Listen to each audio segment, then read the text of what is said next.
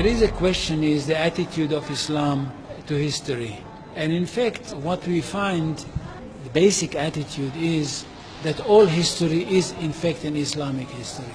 That means that all the major figures of history basically are Muslims. From Adam down to our own time.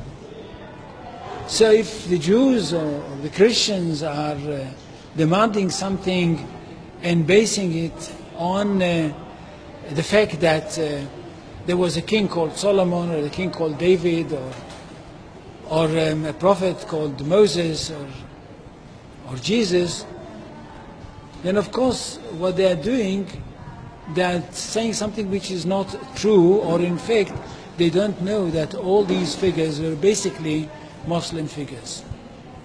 They were, in fact, since the creation of the world there is only one religion, and this is the religion of Islam.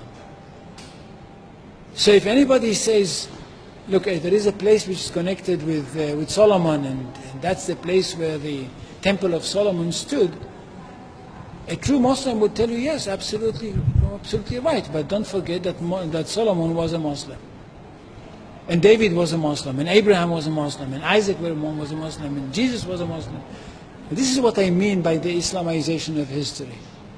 And you can understand that through Islamization of history, you've got Islamization of geography. Anywhere which was connected with these people, or with these prophets, which were all Muslims, becomes a Muslim territory.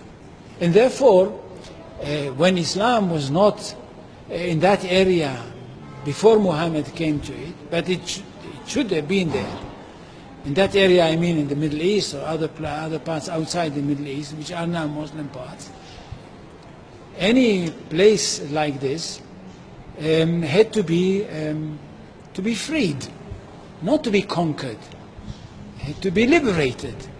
So Islam appeared in history in the time of Muhammad, or reappeared in history from their point of view, reappeared in history as a liberator. And therefore there is no Islamic occupation. If somebody occupied anything, it would be always somebody else, not the Muslims. So there is no Islamic occupation, there is only Islamic liberation. So there is no Islamic occupation, there is only Islamic liberation.